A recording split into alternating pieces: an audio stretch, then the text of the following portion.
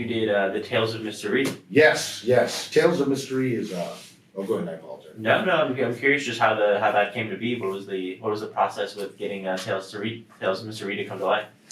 Yeah, this is a horror noir series. This is actually a spin-off of Nightmare World. Nightmare World's four graphic novels next to the whole series. So I say that, kind of use a geek reference. Nightmare World's The Hobbit. Tales of Mystery's Lord of the Rings. This is the bigger, longer version, except for with a lot more monsters. The setup on this book, with Nightmare World being a horror anthology, the setup on Tales of Mystery is a little bit different. It's hell invades Earth for 3 days, and then it just stops.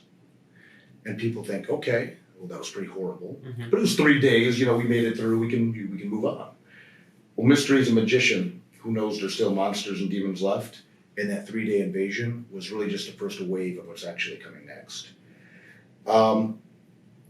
He's a magician. So the thing with Mystery is he's a monster hunter.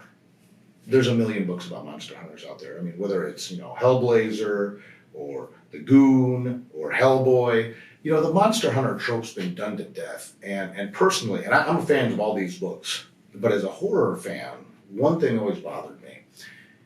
How do these guys sleep at night? How do they function? John Constantine's a cool character.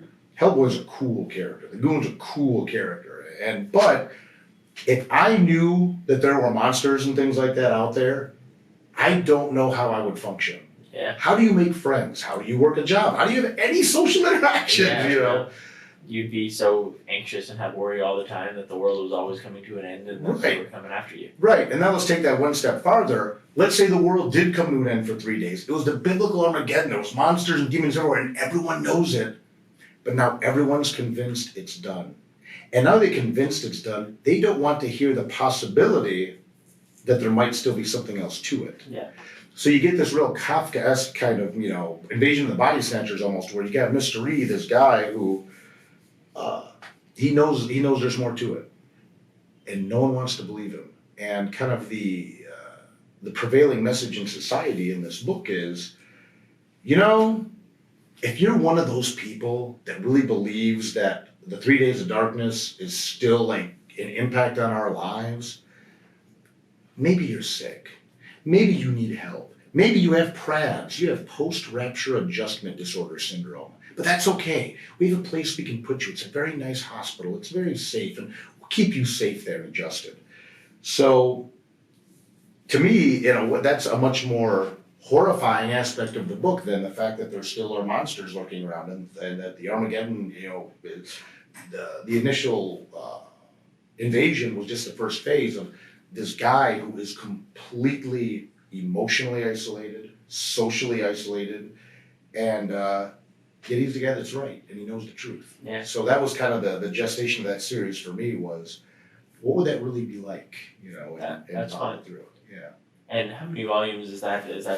4 volumes right now. We just had, again, a very successful Kickstarter, and we wrapped up Act 1 with Volume 4.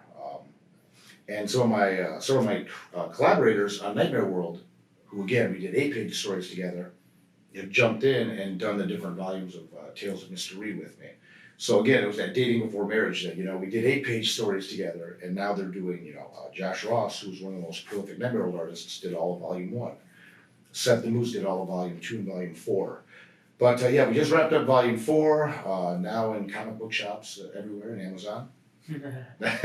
I love it. And we're gonna keep going next. And so I want to talk real quick about the board game that was funded on Kickstarter, Mr. Rhee Saving the Nightmare World. Yeah. How did that kind of come to be? Like, what was the idea to get that board game? Did you kind of go, hey, listen, I want to make this thing a board game, or or did they come to you and go, hey, listen, we're a fan, we want to make this? What was the process behind getting this made?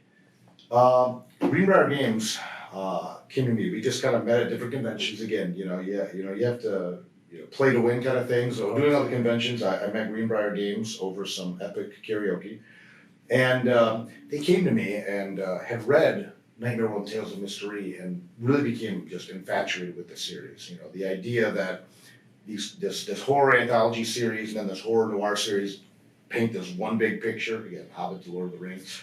And they came to me and said, how would you feel about making a game, a tabletop, non-collectible card game based on the work? And very respectfully, because I had become friends with him at this point, I said, I'm not really interested in that. And they were kind of taken aback, because Greenbrier's a big company. They do, they do folklore, they do apocalypse. These aren't just, some jabronis that just came to me and, hey, we want to make a game, And I, why? And I told them, I said, no one would get it right. Nightmare World and Tales of Mystery are horror series.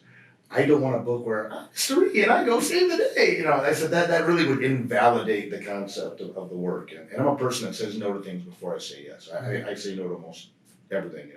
The hotel, someone says, "You want complimentary breakfast?" I'm like, "No." Wait a minute, hold on. What's the conditions? Yeah. But so they said, well, if we were to do this game, and if we were to work with you on this game, can I just tell you the concept, the first rule? I'm like, yeah, that's fine. And they said, well, the first rule of Mystery Surviving the Nightmare World would be the good guys can't win. They can only stop the bad guys from winning. And I'm like, tell me more. So the way the game is set up, and it's been getting just a lot of really, really strong reviews. I'm just super excited that people are reacting to the way they are. Is a multiplayer game. One person plays the good guys. Every other player plays the bad guys. And what happens is, if you're the good guys, you just have to stop the bad guys from each meeting their individual win condition.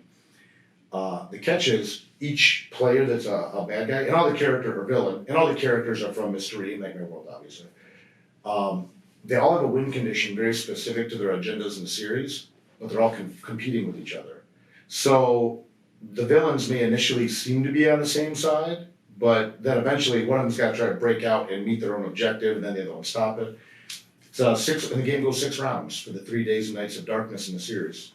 That's awesome. Yeah, it's fun. It's a half-hour game tops, and usually one of the bad guys does win. So if you win as a hero, that's like super bragging rights. You're like, we did it, we stopped them. Right. It's like, I got all you guys, but I think it's like, I don't want to get too much in the weeds, but I think there's like usually on average, the good guys can win about 25% of the time.